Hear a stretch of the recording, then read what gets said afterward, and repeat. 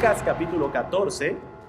Hoy vamos a estudiar los versículos del 1 al 24. Y es un pasaje un poco amplio, pero la razón por la que vamos a estudiar este pasaje, los 24 versículos, es porque todo sucede en un mismo contexto. ¿Sí? En un mismo contexto. ¿Cuál es el contexto? El versículo 1 nos ayuda a ver en dónde se lleva a cabo todo lo que vamos a estudiar. Así que les invito a mis queridos hermanos a que me acompañen con la lectura. El versículo 1 de Lucas 14 dice: Aconteció un día de reposo que, habiendo entrado para comer en casa de un gobernante que era fariseo, estos le acechaban. Así que este primer versículo nos señala de que todo lo que va a pasar sucede en una casa de un fariseo. El Señor Jesús fue invitado a una comida, a una cena, a una celebración en un día de reposo en la casa de un fariseo que era gobernante. Y es en esa cena, en esa mesa reunidos, donde el Señor Jesús va a dar 3 enseñanzas que quisiera que podamos aprender en esta mañana. 3 enseñanzas de las cuales quisiera que podamos ver. 3 puntos. Número 1, Jesús va a hablar en contra de la hipocresía. Punto número 2, Jesús va a hablar en contra del orgullo. Y número 3, Jesús va a dar una advertencia contra quienes ponen excusas. ¿Sí? Así que esos 3 puntos vamos a desarrollar en esta mañana a la luz de este pasaje. Les invito a mis queridos hermanos a que inclinemos nuestros rostros y vayamos en oración al Señor. Y estando ahí, hermano, ore al Señor y pídale: Señor, habla a mi corazón a través de tu palabra. Oremos. Amado Señor, gracias te damos por esta mañana que podemos abrir tu palabra. Y somos conscientes de nuestra debilidad, Señor, al momento de abrir tu palabra, y que necesitamos, Señor, de la guía de tu Espíritu. Sé tú, Señor, hablándonos a cada uno de nosotros. Sensibiliza nuestro corazón, Señor, para poder estar atento a tu voz en este tiempo, Señor. Te pedimos que tu nombre sea glorificado a través de la exposición de tu palabra en este tiempo. En el nombre del Señor Jesús oramos. Amén. Para muchos de nosotros hoy en día es difícil entender cómo el Señor Jesús en una comida puede dar tantas enseñanzas. Porque tristemente en nuestros tiempos, ¿cómo son nuestras reuniones familiares, nuestras reuniones en las que nos sentamos en una mesa? Ya las personas casi ni se ven al rostro. ¿Dónde están viendo las personas cuando están sentados en una mesa? Al celular, ¿verdad? Están todos sentados, pero ni siquiera tenemos la capacidad de compartir y conversar unos con otros, sino que estamos con la mirada puesta en el celular y ya no disfrutamos de estos tiempos. Pero el Señor Jesús sí aprovechaba cada instante para dar una enseñanza. El Señor Jesús, cuando iba caminando por las calles, aprovechaba a dar una enseñanza a sus discípulos caminando. En cualquier lugar donde estaba, el Señor Jesús estaba sentado en una mesa y aprovechaba para dar una enseñanza. Antes de entrar, ya permítame hacer una aplicación importante. Querido hermano o hermana, aprovechemos cada espacio que tenemos para enseñar a nuestros hijos. No desaprovechemos aquellos espacios hermosos como ser una comida familiar, el tiempo en la mesa de poder instruir, enseñar, hablar del Señor a nuestra familia. No desaprovechemos esos tiempos, mis queridos hermanos. Seamos diligentes, seamos sabios, como dice el apóstol Pablo en la carta a los Efesios. Así que el Señor Jesús, nuevamente vemos el contexto. Un gobernante era alguien que tenía una posición civil y era fariseo. Le invitó al Señor Jesús a su casa y le dijo: ven, quiero que estés con nosotros este día de reposo.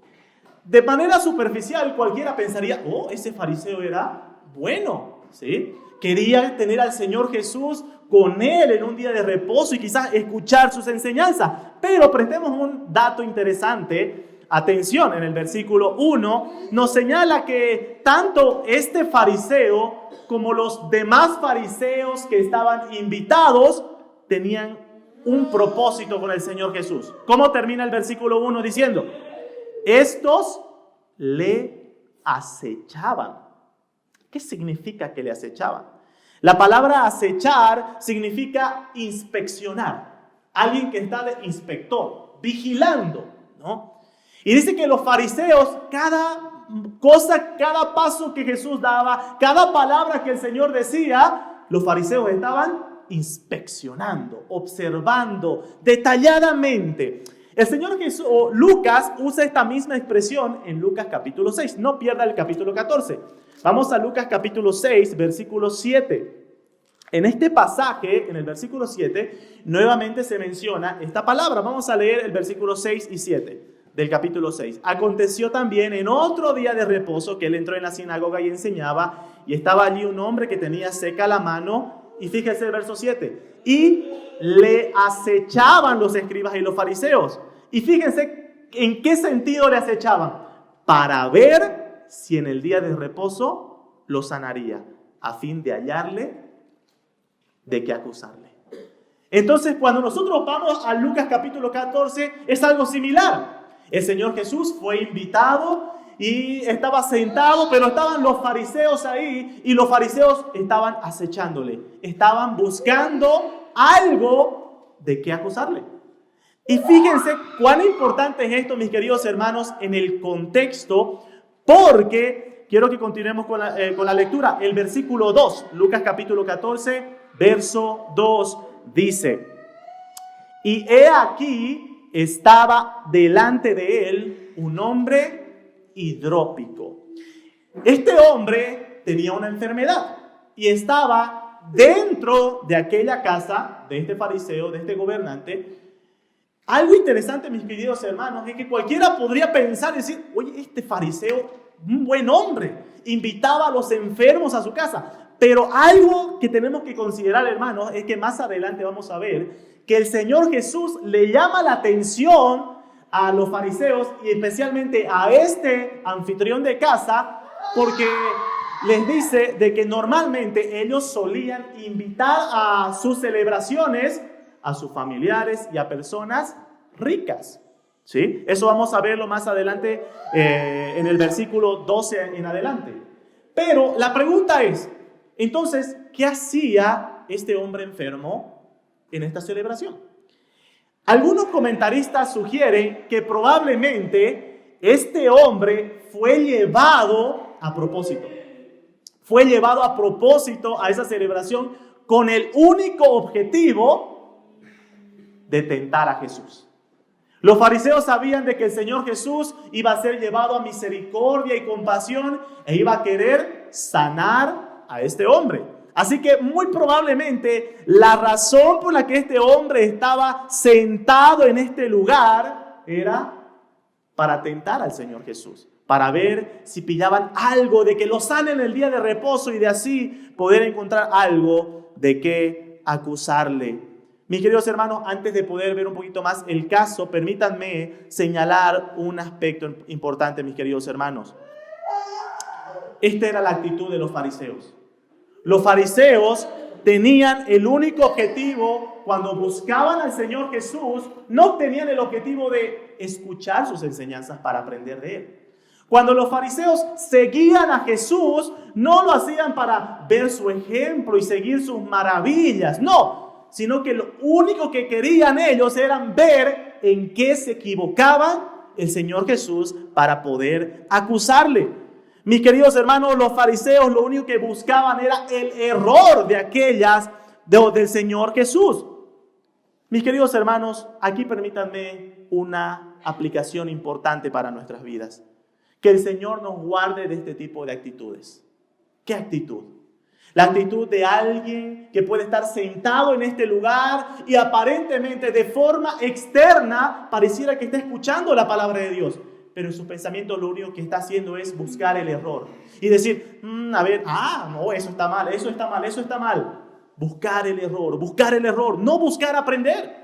No estamos con un corazón dispuestos a escuchar la voz del Señor, la palabra de Dios, sino solamente buscando el error. Lo mismo con las actitudes de buscar las formas. Los fariseos, no importaba lo que el Señor Jesús hiciera, estaba mal. ¿Cómo nosotros podemos ver eso? ¿No?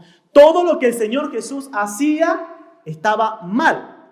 Y eso es una actitud de alguien que solamente busca el error. Permítanme un ejemplo. Mateo capítulo 11, en Mateo capítulo 11. Mateo capítulo 11, versículos 18 al 19.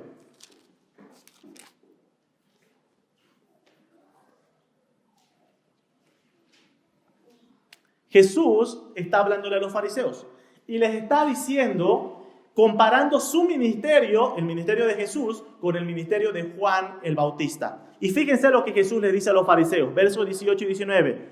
Porque vino Juan, que ni comía ni bebía, y decían de él, demonio tiene. Verso 19. Pero vino el Hijo del Hombre que come y bebe, y dicen, he aquí un hombre comilón y bebedor de vino, amigo de publicanos y de pecadores. Pero la sabiduría es justificada por sus hijos. ¿Se dan cuenta de lo que Jesús le está diciendo? Estaba Juan el Bautista. Y Juan el Bautista era una persona más seria, más reservada, que no compartía con las demás personas. Y los fariseos, ¿qué le decían a Juan el Bautista? Demonio tiene porque no comparte con los demás. Pero viene Jesús que comparte y se relacionaba con los publicanos, con los pecadores. ¿Y qué decían los fariseos de Jesús? No, demonio tiene, ¿por qué? Pecador, se junta con pecadores. Al final, no importaba lo que hicieran. Para los fariseos siempre estaba mal. Jesús le está diciendo, ¿se dan cuenta de ese pensamiento? No importa lo que hicieran. Si yo comparto, me van a decir que soy comedor y bebedor. Si no comparto, me van a decir que, no comparte. Mis queridos hermanos, esa actitud es una actitud muy peligrosa. Cuidado, hermanos, que tengamos ese corazón de ser criticones de todo. Simplemente estar a la defensiva para señalar lo malo de absolutamente todo. Mis queridos hermanos, cuidemos de estar sentados escuchando, pero no con el deseo de aprender y oír la voz del Señor.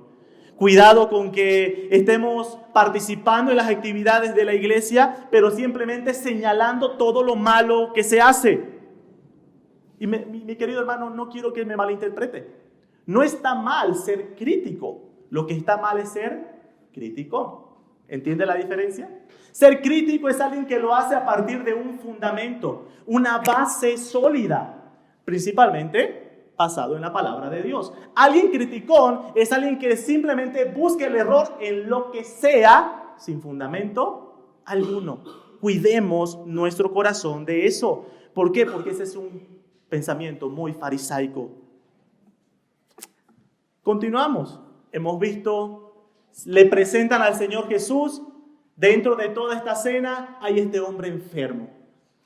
Veamos un poquito algunos detalles sobre la enfermedad que nos presenta el pasaje. Lucas capítulo 14 dice, aquí estaba delante de él un hombre hidrópico. Este hombre sufría una enfermedad conocida como hidropesia.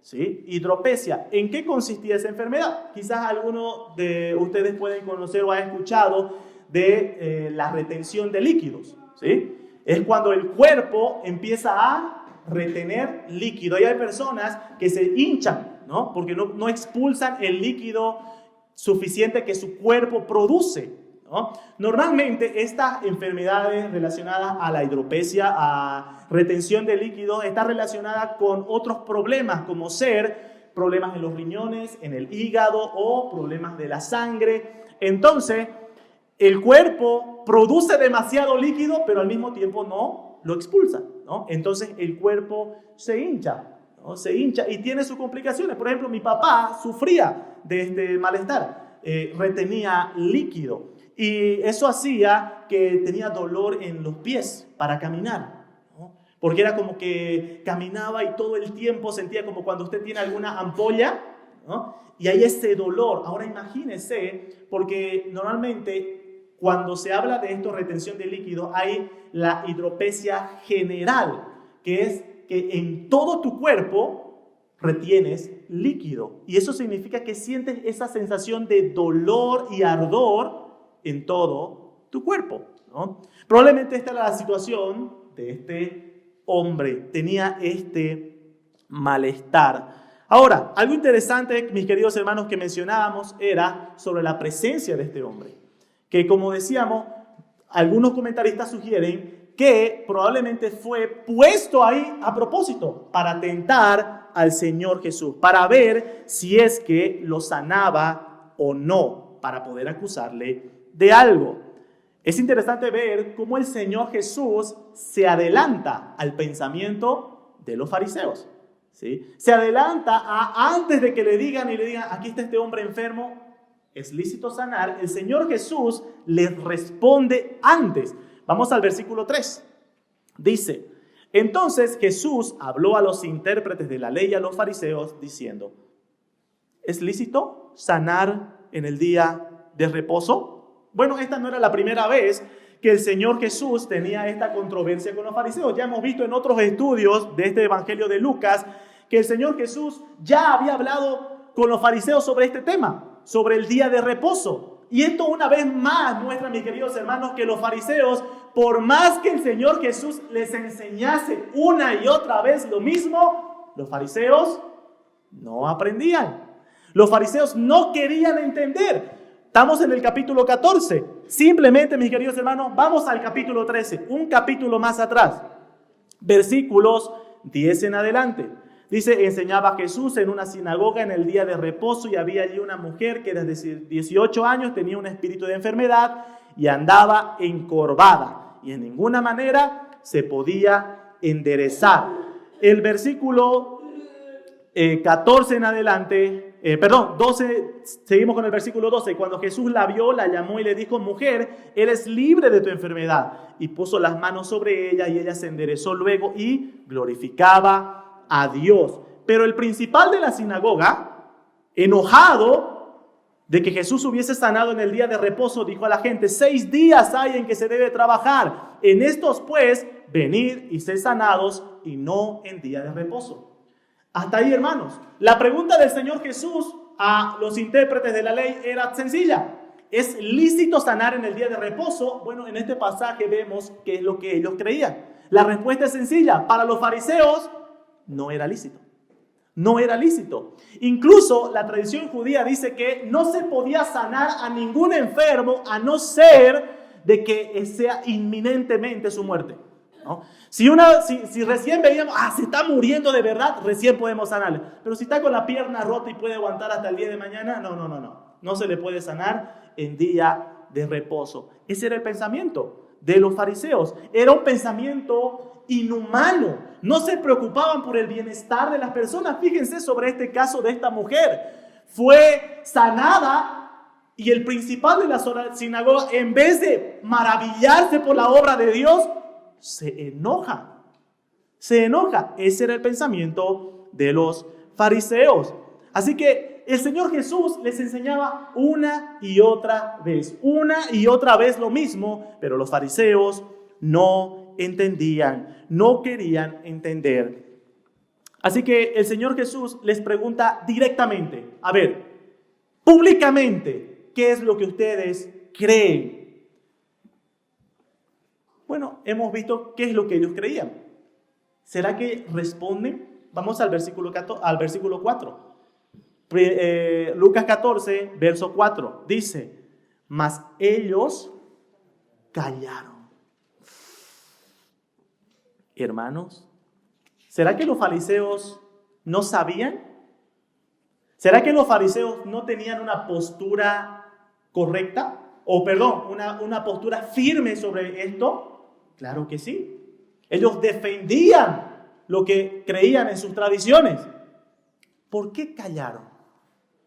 ¿Por qué callaron? Si la pregunta era sencilla, ¿es lícito sanar en el día de reposo? La respuesta podría ser fácilmente sí, no. Pero ellos decidieron callar. En algunos casos, mis queridos hermanos, el silencio puede ser un signo de humildad, ¿verdad? Normalmente vemos a una persona callada, ¿no? ¿Y qué es lo que nosotros interpretamos de las personas que son calladas y que guardan silencio en ciertas ocasiones? Decimos, esa persona es humilde, no es arrogante, no es prepotente, ¿no? Es humilde. Pero hay otros momentos, mis queridos hermanos, como este caso, donde callar más bien muestra orgullo. Orgullo. Voy a dar un ejemplo, mis queridos hermanos. ¿No nos sucede a veces acaso en la casa cuando tenemos una discusión con nuestro esposo, con nuestra esposa, donde nos enojamos y podemos estar todo un día sin hablarnos? Y decimos, no, yo no voy a decir nada. En ese contexto, callarse no es señal de humildad, sino de ¿qué? De orgullo. De orgullo. Esto es lo que pasa con los fariseos. ¿Por qué se callaron? Por su orgullo. Ellos preferían guardar silencio y no decir nada que reconocer que estaban equivocados. Eran hombres calculadores, mis queridos hermanos. Tenemos un ejemplo donde el Señor Jesús les confronta igual y ellos tomaron la misma actitud. Y este pasaje en Mateo 21, si me acompañan, Mateo 21, versículos 23 a 27, nos muestra lo calculadores que eran en este tipo de situaciones. Mateo capítulo 21, versículos 23 al 27.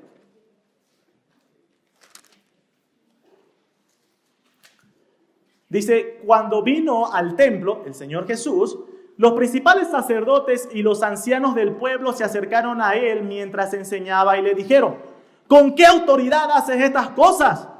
¿Quién te dio esa autoridad? Fíjense, mis queridos hermanos. Los fariseos se acercan y exigen que el Señor Jesús les dé una respuesta. Respóndenos, ¿quién te dio esta autoridad? Versículo 24. Respondiendo Jesús les dijo, yo también os haré una pregunta. Si me la contestáis, también yo os diré con qué autoridad hago estas cosas. El bautismo de Juan, ¿de dónde era? ¿Del cielo o de los hombres? Ellos entonces discutían entre sí, diciendo, si decimos del cielo, nos dirá, ¿por qué pues no le creísteis? Y si decimos de los hombres, tememos al pueblo, porque todos tienen a Juan por profeta. Y respondiendo a Jesús dijeron, no sabemos. ¿Se dan cuenta? Los fariseos no es que no tenían una postura sobre eso, sino que simplemente ellos decían, vamos a preferir decir, no sabemos, para evitarnos problemas. Mis queridos hermanos, quiero que prestemos atención a esta actitud de los fariseos. Tenían una actitud arrogante, donde ellos primeramente exigían respuesta de Jesús. Fíjense, ellos decían, respóndenos, ¿quién te dio la autoridad? Pero cuando Jesús les pregunta, ellos no querían responder. Mis queridos hermanos, aquí permítanme señalar algo importante. ¿Cuán dañino es este pensamiento de exigir que el otro haga? Pero cuando se trata de mí, no digo ni hago nada. Mis queridos hermanos, guardemos nuestro corazón de esta actitud de los fariseos, que exigían mucho, pero cuando se les exigía a ellos, no respondían. No respondían. Preferían por su orgullo guardar silencio. Finalmente, terminando este primer punto, volvemos a Lucas capítulo 14. El Señor Jesús sana a este hombre. Debido a que los fariseos se callaron, no respondieron nada, versículo 4 dice, y él tomándole, le sanó y le despidió. Y dirigiéndose a ellos dijo, ¿quién de vosotros, si su asno o su buey cae en algún pozo, no lo sacará inmediatamente, aunque sea en día de reposo? Y no le podían replicar estas cosas. ¿Cuál es la razón por la que no podían replicar estas cosas? Porque el Señor Jesús les da un ejemplo de algo que los fariseos sí permitían. Ellos permitían que si tu animalito tenía sed, podías ir, desatarlo y llevarlo a tomar agua en un día de reposo. Los fariseos creían permitido que si tu animalito se caía a algún lugar, tú podías rescatarlo. Pero creían que era prohibido sanar a una persona. Y Jesús les está diciendo, ¿cómo ustedes pueden decir tener compasión de animalitos, pero no tienen compasión de las personas? Mis queridos hermanos, este pasaje nos llama a dar un valor a las vidas, dar un valor a las personas. Y fíjense cuán correcto este contexto para los tiempos que vivimos hoy. donde vemos que se lucha más por el bienestar de los animales que de las mismas personas. Hay instituciones que velan por el derecho de las tortuguitas marinas, ¿no? Las pequeñitas. No, si rompes un huevo de esas tortuguitas marinas puede ser llevado preso. Si matas a un animalito puede ser acusado por biocidio. Pero vemos a esas mismas instituciones velando que sí al aborto, sí al aborto. No hay lógica. Velar por los animalitos, pero no preocuparnos por la vida humana. Ese es el pensamiento de que Jesús está acusando. No hay ese pensamiento humano. Mis queridos hermanos, nosotros también debemos preocuparnos, no por las formas, debemos preocuparnos no por las cosas externas. Busquemos preocuparnos por la vida de los demás. Mi querido hermano, hermana, yo quiero hablarte ahora a ti, padre, madre de familia. ¿Lo material en la casa es importante? Sí, la Escritura nos señala que debemos proveer para los nuestros. Pero tu preocupación por tus hijos debe ir más allá. Debe ser una preocupación espiritual. Preocúpate por ellos. Sinceramente, preocúpate por cómo están con el Señor. Esa es la mayor preocupación que deberíamos tener por nuestros hijos. Aquí en la iglesia nos preocupamos los unos por los otros. Debemos preocuparnos los unos por los otros. Y sí, la Escritura nos manda que nos preocupemos sobre el bienestar material de nuestros hermanos. Pero cuánto más por el bienestar espiritual los unos por los otros. Pasamos a nuestro segundo punto. Jesús habla en contra del orgullo. Continuamos en la misma cena. Fíjense, el Señor Jesús estaba sentado y pasó esto del hombre con la condición de hidropesia y la enseñanza a los fariseos. Y en medio de esa reunión, el Señor Jesús empieza a observar todo lo que sucede. Y observa, versículo 7 dice, observando cómo escogían los primeros asientos a la mesa, refirió a los convidados una parábola. El Señor Jesús empezó a ver cómo cada una de las personas invitadas empezaba a pelearse por querer sentarse en los primeros lugares. Hay algunos documentos de la tradición antigua judía del tiempo de Jesús que señala que la forma en la que se acomodaban las mesas en ciertos eventos especiales era en una tipo U, ¿no? Las mesas la acomodaban como en una U. Y acomodaban de que en el lugar que esté más allá de adelante reservaban para personas familiares especiales o invitados de alto honor. Así que las primeras mesas eran reservadas y eran vistas como las mesas especiales, ¿sí? Ahora el Señor Jesús, sentado en esta casa del fariseo, ve cómo todos los que llegaban querían sentarse en esas mesas, queriendo que todos los vean y que vean cuán importantes y especiales son. A raíz de esto, el Señor Jesús les va a dar dos enseñanzas en este punto. Dos enseñanzas. En primer lugar, el Señor Jesús les va a decir que no busquen las primeras sillas o las primeras mesas.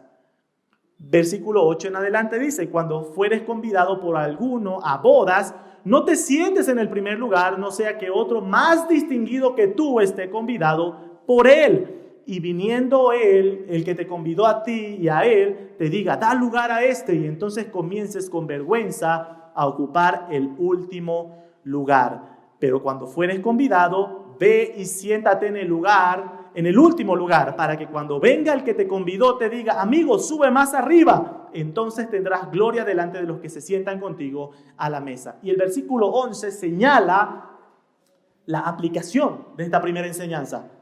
Porque cualquiera que se enaltece será humillado, y el que se humilla será enaltecido. En primer lugar, mis queridos hermanos, no busques las primeras sillas. En otras palabras, sé humilde. Sé humilde. No te creas más importante que los demás. Fíjense, lo que el Señor Jesús al decirle, no busques las primeras sillas, es no te creas más importante que los demás. Romanos capítulo 12, versículo 3, señala el apóstol Pablo cuán correcto y lógicos tenemos que ser al pensar de nosotros mismos.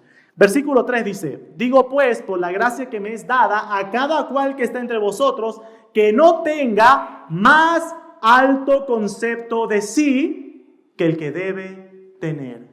Mis queridos hermanos, no pensemos que somos superior a los demás. No somos superior a nadie, mis queridos hermanos. El Señor Jesús está enseñando de que no te creas que eres más que los otros. El mundo aplaude cuando una persona tiene un alto concepto de sí. A veces escuchamos a personas que sueñan en grande, ¿verdad? Y muchas personas le preguntan a un niño o a alguien, ¿tú qué quieres ser? Yo quiero ser alguien importante, ¿no? Y eso es lo que el mundo aplaude. El mundo dice, él piensa en grande, él piensa en ser un líder que gobierne, que... Mis queridos hermanos, el Señor Jesús a sus discípulos no les decía eso.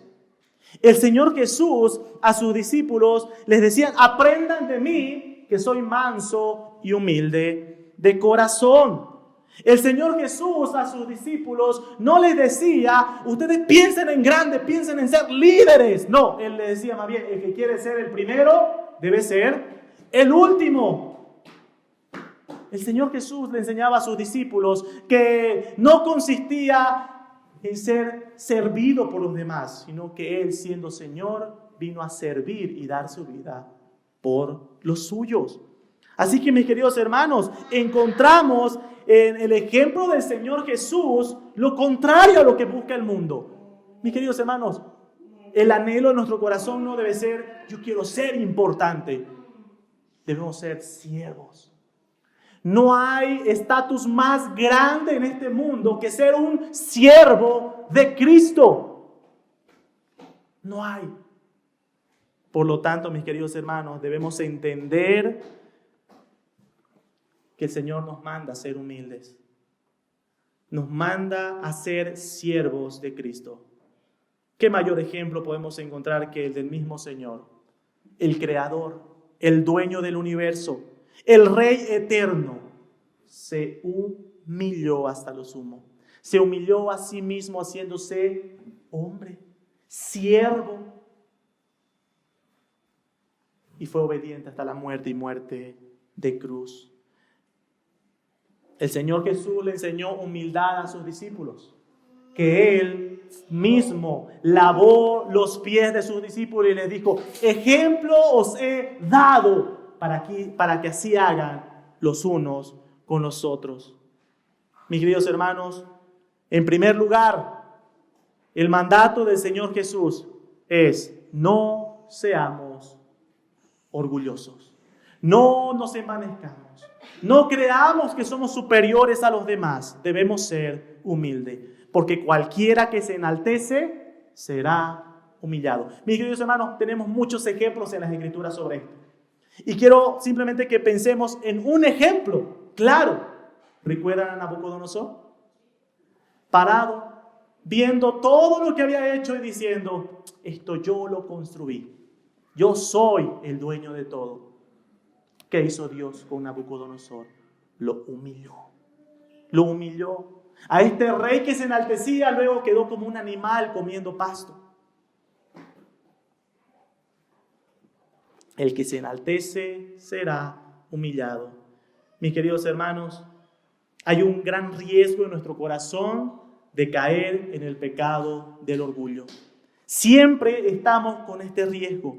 Y el orgullo, mis queridos hermanos, es un pecado altamente peligroso. Y lo que lo hace peligroso, mis queridos hermanos, con el pecado del orgullo, es que es un pecado silencioso.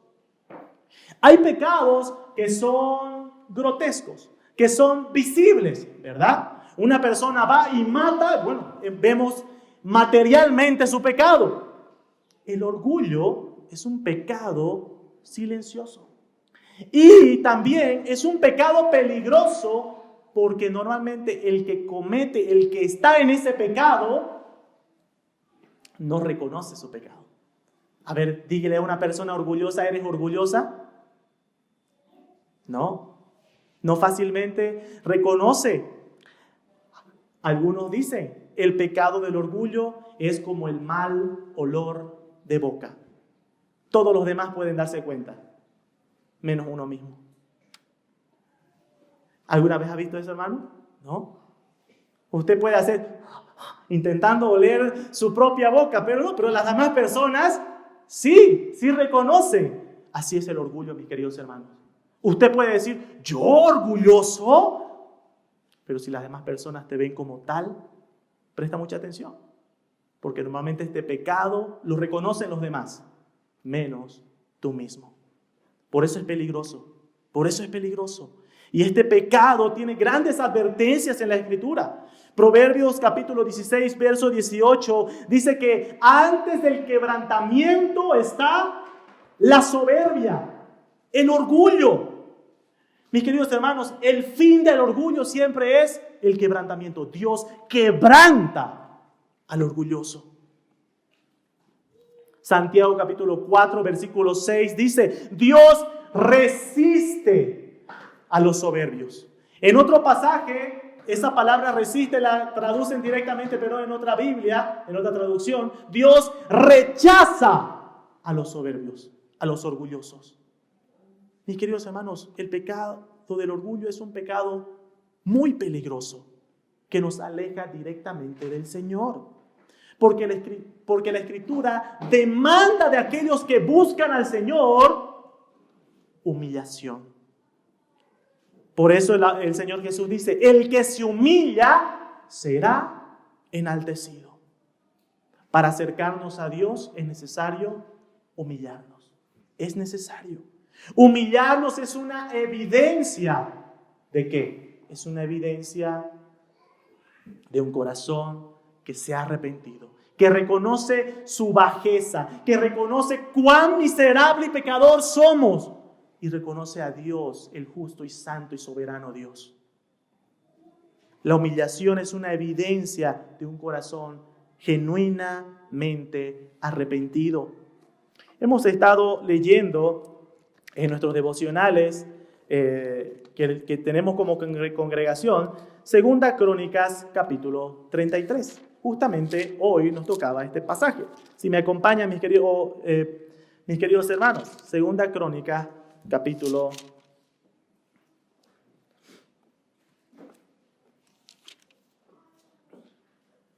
34. Segunda Crónicas capítulo 34. Estamos en este capítulo con el reinado de Josías. Y Josías, junto con los sacerdotes, encuentran la ley del Señor. Y en ese contexto, Josías empieza a escuchar la palabra del Señor, donde Dios advierte juicio para la nación por haberse apartado de la ley de Dios. Pero versículo 26, el profeta le habla algo especial a Josías. Dice, versículo 26 en adelante, pero al rey de Judá, que os ha enviado a consultar a Jehová, así le diréis, Jehová el Dios de Israel ha dicho así, por cuanto oíste las palabras del libro, y tu corazón se conmovió, y te humillaste delante de Dios al oír sus palabras sobre este lugar y sobre sus moradores, y te humillaste delante de mí, y rasgaste tus vestidos, y lloraste en mi presencia, yo también te he oído, dice Jehová. Mis queridos hermanos, ese es el corazón que requiere el Señor. Un corazón que se humilla delante de Él. Por eso la Escritura dice que al corazón contrito y humillado Dios no despreciará jamás. Pero contrariamente que dice que Dios rechaza al soberbio, al orgulloso. Mis queridos hermanos, seamos humildes. No tenemos nada de qué jactarnos. En la salvación, el apóstol Pablo en Romanos capítulo 3, verso 27 dice, la salvación nos ha sido dada por gracia y por fe en el Señor Jesucristo. ¿Dónde está la jactancia? ¿Será que alguien en la salvación puede inflar el pecho y decir, yo me lo merezco, yo tengo la salvación porque yo soy mejor que los demás? No, el apóstol Pablo dice, no hay jactancia. ¿Por qué? Porque nos ha sido dado por gracia. No hay jactancia en el desarrollo de nuestra vida, mis queridos hermanos. Todo lo que tú tienes, todo lo que tú ves alrededor de tu casa, todo lo que tú tienes puesto en esta mañana, te ha sido dado por Dios. ¿Dónde está la jactancia? Cuando nosotros reconocemos, mis queridos hermanos, que todo lo que nosotros tenemos nos ha sido dado por gracia y misericordia de Dios, nos mantiene con el corazón humilde y humillado delante de Él. Seamos humildes, mis queridos hermanos. La segunda enseñanza que el Señor Jesús da en esta parte, volvemos a Lucas capítulo 14. La primera enseñanza es, sé humilde, sé humilde. No busques las primeras sillas. Y la segunda enseñanza es que ser humilde tiene un fruto. Tiene un fruto. ¿Cuál es el fruto de la humildad que señala este pasaje? Verso 12 en adelante dice, dijo también al que le había convidado, cuando hagas comida o cena, no llames a tus amigos, ni a tus hermanos, ni a tus parientes, ni a vecinos ricos, no sea que ellos a su vez te vuelvan a convidar y seas recompensado. Pero cuando hagas banquete, llama a los pobres, los mancos, los cojos y los ciegos, y serás bienaventurado porque ellos no te pueden recompensar, pero te será recompensado en la resurrección de los justos. Una aclaración, mis queridos hermanos, esto no significa que no tienes que invitar a tu casa a tus familiares, a tus vecinos, no. ¿Qué es lo que está enseñando el texto? Está enseñando de que es fácil ser generoso o dar a aquellos que yo sé que me pueden devolver el favor. Que yo sé con mis cálculos decir, si yo les ayudo, el día de mañana ellos también me van a poder ayudar. El Señor está diciendo, la humildad a la que estamos llamados es ser generosos con aquellos que no nos pueden devolver de la misma manera. Ser generosos con aquellos, como menciona, pobres, los mancos, los cojos, los ciegos. Mis queridos hermanos, estamos llamados a una genuina generosidad. La humildad tiene un fruto. Es ser dadivoso con los demás de forma desinteresada. Desinteresada. Ahí se demuestra nuestra humildad. Mis queridos hermanos, ¿cómo estamos en forma práctica con estos? ¿Cómo estamos siendo en ser generosos con los demás? ¿Cómo estamos con ser humildes? La humildad, normalmente nosotros la solemos relacionar con el que no tiene dinero, él es humilde. Pero el apóstol Pablo va a señalar que a los ricos pueden ser humildes, ayudando a los demás, siendo generosos. Mis queridos hermanos, el Señor te ha bendecido, el Señor te ha provisto. Sé generoso con los demás. Eso muestra un corazón humilde, un corazón humilde. Entramos a nuestro último punto, una advertencia contra las excusas. Vamos a versículo 15 en adelante. Oyendo esto, uno de los que estaban sentados con él a la mesa le dijo, bienaventurado el que coma pan en el reino de Dios. Seguimos en el mismo contexto. Están en la misma cena, en la misma comida en la casa de este fariseo. Y ahora uno de los invitados viene y lanza esta frase, bienaventurado el que coma pan en el reino de Dios. Probablemente nosotros podríamos pensar, una hermosa declaración, ¿no? Pero, por el contexto, puede que esta declaración sea una expresión simplemente de autojustificación. Una expresión de alguien que dice, yo soy alguien que merece estar en el reino de Dios. Algo similar como aquella situación del fariseo y el publicano, ¿recuerdan? donde el fariseo está orando. Fíjense, está orando. ¿Y qué es lo que el fariseo dice del publicano? Gracias, Dios, porque no soy como este otro. ¿Se dan cuenta cuán fácilmente podemos usar palabras supuestamente espirituales para mostrar algo mal de nuestro corazón? Bueno, eso es lo que pasa. Este fariseo estaba mostrando a través de palabras que parecían espirituales, pero revelando algo dañino de su corazón. Así que ahora el Señor Jesús va a contar una parábola para responder a esta actitud de este fariseo. Que dice la parábola, verso 16 en adelante. Entonces Jesús le dijo: un hombre hizo una gran cena y convidó a muchos. Y a la hora de la cena envió a su siervo a decir a los convidados: venid, que ya todo está preparado. Y todos a una comenzaron a excusarse. El primero dijo: he comprado una hacienda y necesito ir a verla. Te ruego que me excuses. Otro dijo: he comprado 5 yuntas de bueyes y voy a probarlos. Te ruego que me excuses. Y otro dijo: acabo de casarme y por tanto no puedo ir. Vuelto el siervo hizo saber estas cosas a su señor. Entonces, enojado, el padre de familia dijo a su siervo: ve pronto por las plazas y las calles de la ciudad y trae acá a los pobres, los mancos, los cojos y los ciegos. Y continúa al final. ¿Qué vemos en esta parábola? En primer lugar, permítanme señalar el significado de la parábola en su contexto. El Señor Jesús está hablándole a un fariseo, a un grupo de fariseos que creían y aseguraban que iban a estar en el reino de Dios. Fíjense cómo es este fariseo que dice: bienaventurados aquellos que comen pan en el reino de Dios, significaba que este fariseo creía sí o sí que iba a estar en el reino de Dios. La pregunta es: ¿por qué este fariseo creía que iba a estar en el reino de Dios? Bueno, tenemos otros pasajes en la Escritura que mostraban que estos fariseos creían verdaderamente que ellos merecían estar en el reino de Dios.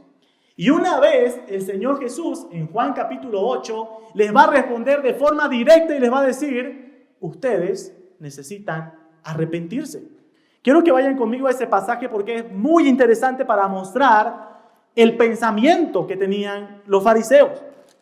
Juan capítulo 8. Desde el versículo 31 en adelante, dijo entonces Jesús a los judíos que habían creído en él: si vosotros permaneciereis en mi palabra, seréis verdaderamente mis discípulos y conoceréis la verdad y la verdad os hará libre. Le respondieron: linaje de Abraham somos, jamás hemos sido esclavos de nadie. ¿Cómo dices tú, seréis libre? Jesús le respondió: de cierto os digo, que todo aquel que hace pecado, esclavo es del pecado. Y el esclavo no queda en la casa para siempre, el Hijo sí queda para siempre. Así que si el Hijo os libertare, seréis verdaderamente libre. Así que el Señor Jesús aquí les está diciendo a estos fariseos: ustedes deben creer y deben arrepentirse para que sean libres de la esclavitud del pecado. ¿Cuál fue la reacción? ¿Nosotros esclavos? Si somos hijos de Abraham, ¿cómo podemos ser? Ellos creían que su salvación dependía por ser simplemente judíos. Somos judíos, somos descendientes de Abraham. Vamos a estar sí o sí. Vamos más abajo en el pasaje de Juan capítulo 8. Versículo 39. Respondieron y le dijeron: nuestro padre es Abraham. Y Jesús les dijo: si fuese hijo de Abraham, las obras de Abraham haría. Pero ahora procuráis matarme a mí, hombre que os ha hablado la palabra de verdad, la cual he oído de Dios. No hizo esto Abraham. Vosotros hacéis la obra de vuestro padre. Entonces le dijeron: nosotros no somos nacidos de fornicación, un padre tenemos, es Dios. Jesús entonces les dijo: si vuestro padre fuese Dios, ciertamente me amarías, porque yo he salido y he venido de Dios. pues no he venido de mí mismo, sino que Él me envió. Verso 44. Vosotros sois de vuestro padre el diablo. Los fariseos creían, nosotros somos hijos de Dios, merecemos, vamos a estar en el reino de Dios. Pero Jesús les decía, no. Ustedes necesitan arrepentirse, porque vuestro padre es el diablo, porque ustedes son esclavos del pecado. Por lo tanto, ahora en el pasaje que estamos estudiando en Lucas 14, el Señor Jesús está diciendo, ustedes creen que van a estar en el reino de Dios. Pero permítanme señalarles a través de esta parábola una cosa. Necesitan escuchar y aceptar el mensaje. Mis queridos hermanos, esta parábola en su primer significado es referida a aquel grupo que rechazó a Cristo. En primer lugar, haciendo referencia a la nación de Israel. Jesús está mostrando a ese grupo diciendo, fueron invitados, tuvieron el privilegio de ser invitados, pero rechazaron. Y ahora el mensaje fue extendido a todo lugar.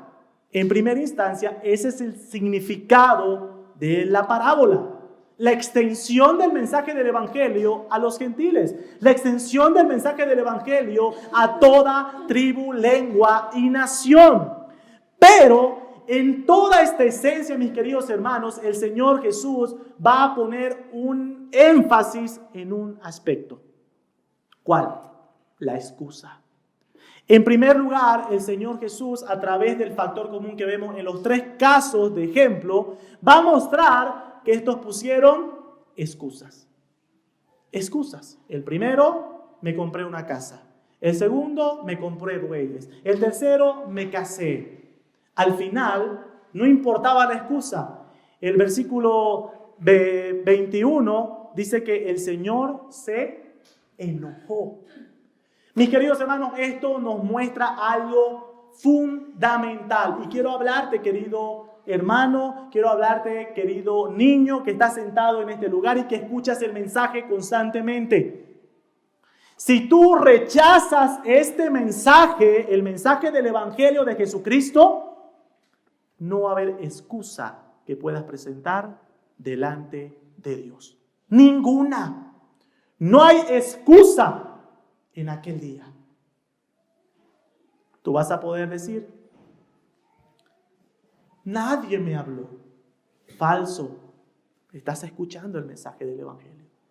Incluso el apóstol Pablo en Romanos capítulo 1 va a decir que incluso en aquellas regiones donde no escucharon el mensaje del Evangelio, nadie va a tener excusa. ¿Por qué? Porque la misma creación va a testificar contra ellos. Romanos capítulo 1, verso 20. Nadie, absolutamente nadie, puede dar una excusa delante del Señor. Por lo tanto, cree en el Señor Jesucristo. Cree, porque si no crees, ya no hay más esperanza. En segundo lugar, permíteme hablarte ahora a ti, creyente, cristiano, hijo, hija de Dios, hablando de las excusas. ¿Cuánto de nosotros vivimos a través de estas excusas nuestra comunión con el Señor? Y fíjense cómo engloba mucho estas excusas. En primer lugar, la excusa de mi casa. Me compré una hacienda. Mis queridos hermanos, les pregunto, ¿el techo, la vivienda es algo necesario? Sí, es algo necesario. Pero el Señor Jesús dice, eso es una excusa no válida. Si es que eso entorpece tu comunión con el Señor. Si esa es tu excusa, no funciona. La segunda excusa, bueyes para el trabajo. ¿Cuántos dicen, yo no puedo tener comunión con el Señor por mi trabajo? Te preguntan, ¿cómo estás en tu comunión con el Señor? ¿Estás leyendo? ¿Estás orando? Y decimos, no, estoy muy cansado por mi trabajo. ¿Será que el Señor acepta esas excusas? ¿Será que el trabajo es una excusa para no tener comunión con el Señor? ¿Y qué pasa cuando estás cansado del trabajo, pero de la nada hay alguna otra actividad? Ahí sí que ya no hay cansancio. Abro mi Biblia, llego del trabajo, estoy cansado, abro mi Biblia y en 2 minutos estoy durmiendo sobre mi Biblia. Pero no importa cuántas horas he trabajado, pero me invitan para otra actividad donde hay jolgorio y ahí sí que no estoy cansado. Mis amados hermanos, no hay excusa que valga delante del Señor. Matrimonio. Recién me casé, no puedo. Pregunto, ¿el matrimonio y la familia es algo importante? Sí. Pero ¿será que puede ser usado como una excusa? ¿Será que alguien puede decir, yo no leo mi Biblia o no voy a la iglesia porque tengo que pasar tiempo con mi familia? Mis queridos hermanos, ¿podemos usar ese tipo de excusas delante del Señor? No, que el Señor nos guarde. Que el Señor nos guarde, mis queridos hermanos.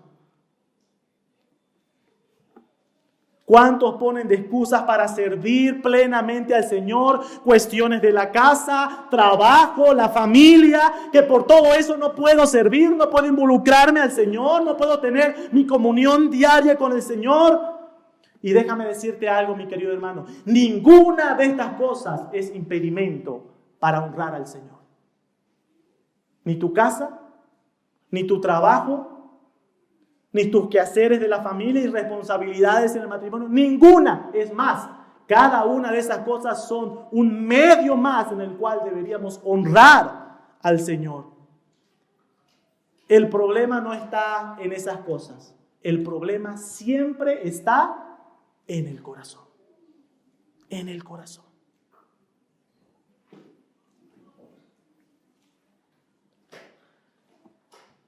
Y fíjense, el contexto de todo esto, hermanos, está en ser obedientes. Tenemos la parábola. El Señor dice, versículo 21, que enojado el padre de la familia dijo a sus siervos, vayan pronto a las plazas y a las calles y traigan a los pobres, los mancos, los cojos y los ciegos. Y dijo el siervo, Señor, se ha hecho como mandaste y aún hay lugar. Dijo el Señor al siervo, ve por los caminos y por los vallados y fuérzalos a entrar para que se llene mi casa. Mis queridos hermanos, hay un mandato de parte del Señor a su iglesia. Hay un mandato de parte del Señor a cada creyente. ¿Cuál es el mandato que tenemos, mis queridos hermanos? Anunciar el evangelio a toda nación, a toda criatura. Pregunto, ¿estás hablando del evangelio, del mensaje del Señor a otros? ¿Estamos hablando a otros, mis queridos hermanos? Recuerda, no hay excusa. No hay excusa. ¿Cuál es la excusa, hermano? ¿Cuál es la excusa por la que no servimos al Señor? ¿Cuál es la excusa por la que no somos diligentes en las cosas del Señor? ¿Por qué razón no lees tu Biblia? ¿Cuál es la excusa? ¿Por qué razón no oras? ¿Cuál es la excusa? ¿Por qué razón no congregas frecuentemente? ¿Por qué razón no eres diligente en buscar llegar temprano a la iglesia? ¿Cuál es la excusa? Déjame decirte, mi querido hermano, no hay excusa que valga delante del Señor, porque no es impedimento. Recuerda, cualquier cosa que tengas en la mente, no es impedimento. El impedimento está en tu corazón. En tu corazón. Ese es el impedimento.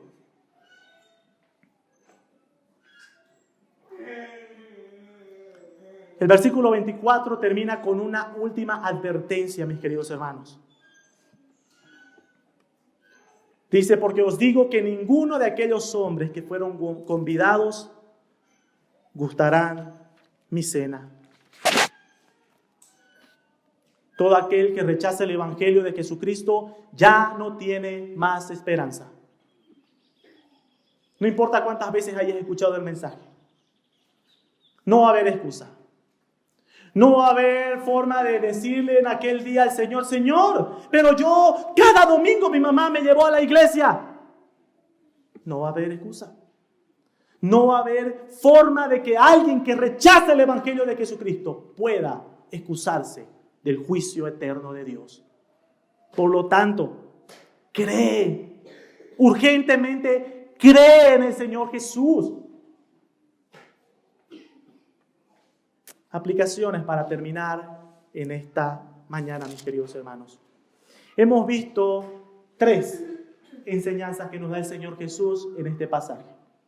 En primer lugar, en contra de la hipocresía. No seamos hipócritas como los fariseos, mis queridos hermanos, que mostramos una espiritualidad por fuera, pero sinceramente no nos preocupa ni nos interesa nada, ni las personas, ni el Señor mismo. Guardemos nuestro corazón de eso. En segundo lugar, hemos visto una advertencia en contra del orgullo. No pensemos que nosotros somos más importantes o superiores a las demás personas. El Señor nos manda que seamos humildes y mansos como Él es.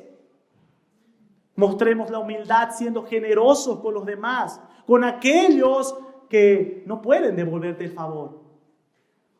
Y finalmente, no seamos como aquellos que ponen excusas para todo. No pongas excusas, mis queridos hermanos.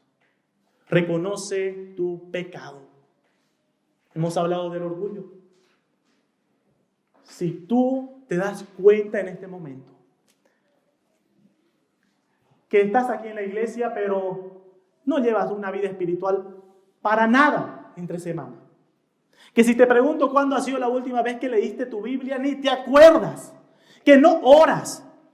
Que vienes a regañadientes a la iglesia. Pero este mensaje te hace entender que estás pecando. Humíllate ante el Señor. Humíllate. Pide perdón al Señor. Pide perdón por tus pecados al Señor y acude a Cristo. La única esperanza, mis queridos hermanos. Y te hablo a ti ahora, querido niño, niña, adolescente, que estás creciendo escuchando el mensaje de Dios. El hecho de estar acá, el hecho de haber crecido en una familia donde tus padres son creyentes, el hecho de escuchar sábado, domingo la palabra de Dios, no va a ser aceptado como una excusa delante de Dios en el juicio. Cree, debes creer, porque recuerda que sin Cristo no hay esperanza. Él es el único camino, la verdad y la vida. Y nadie, absolutamente nadie, puede ir al Padre si no es por medio de Él.